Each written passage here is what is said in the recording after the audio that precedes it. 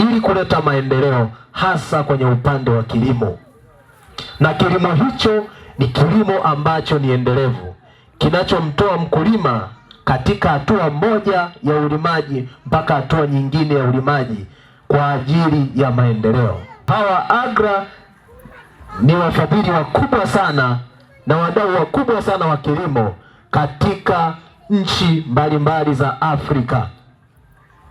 Sisi kama taifa letu la Tanzania, AGRA pia wapo na wamekuwa wakitekeleza miradi, na lengo la utekelezaji wa miradi ni kuweza kumfikia ndugu mkulima, ili mkulima atoke hatua moja aliyopo aende hatua nyingine ya mafanikio katika kilimo, wakiwa wanatambua ya kwamba ukiwekeza nguvu kubwa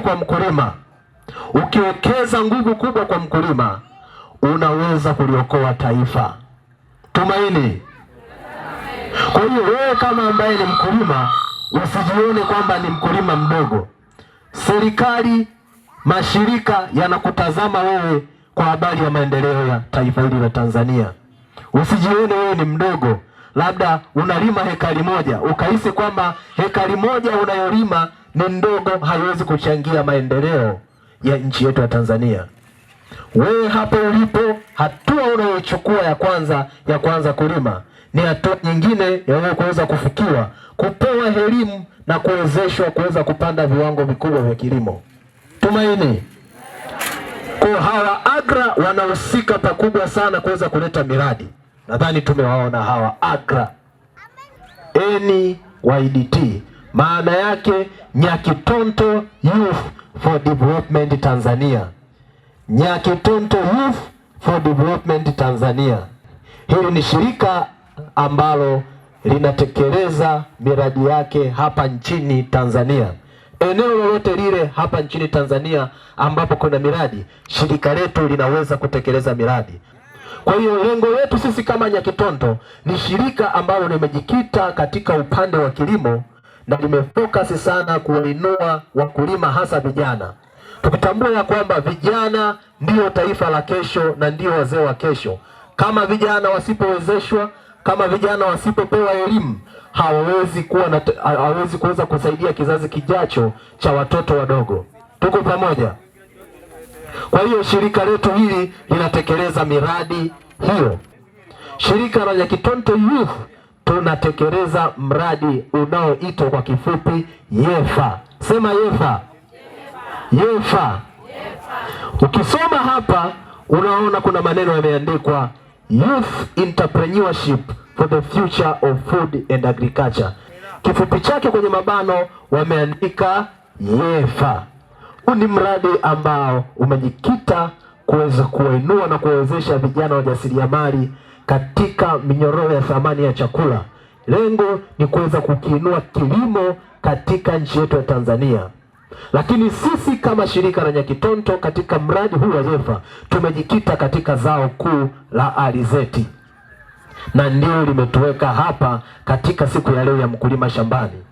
Lengo kubwa ni kuhakikisha ya kwamba wewe ndugu mkulima unaweza kupata elimu ya kutosha ili uweze kuziona fursa zinazopatikana katika zao la alizeti.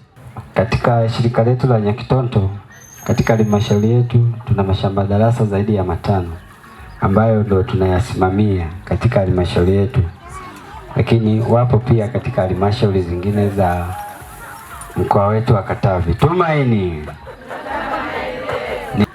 Katika sehemu tulipo tuna mashamba aina 2. Tuna shamba la kikundi na shamba la mkulima kiongozi.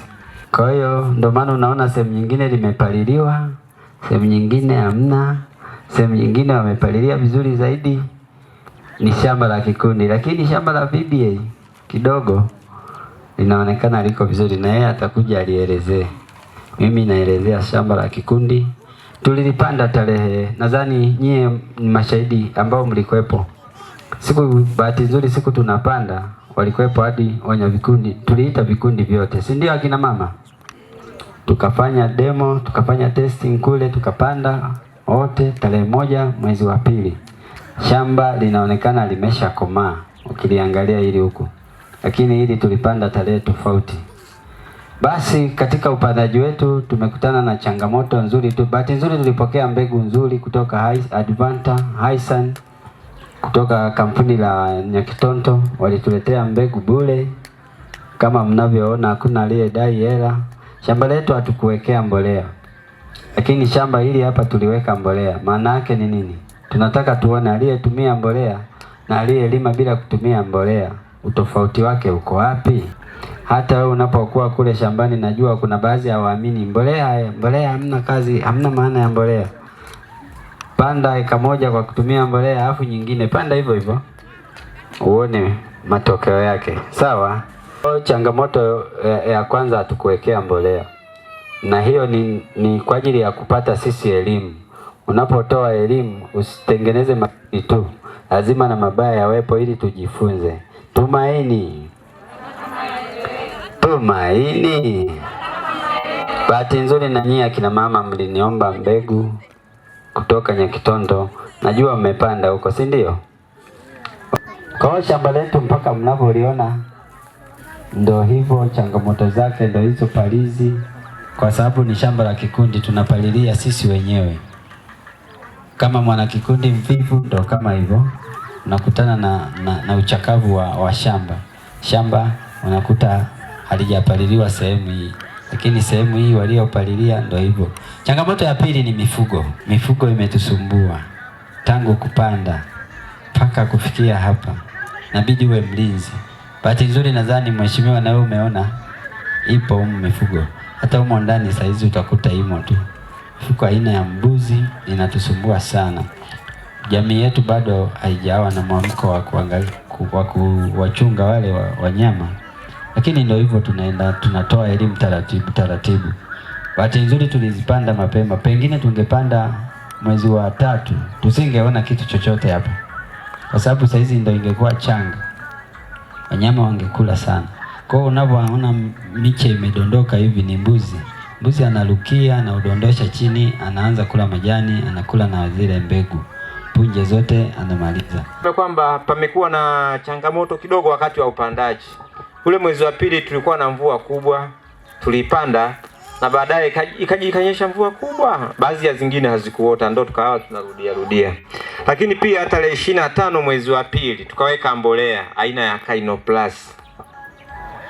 Kwa zilipita siku ngapi? Toka tarehe 6 mpaka tarehe 25. Miezi mingapi? Wiki ngapi?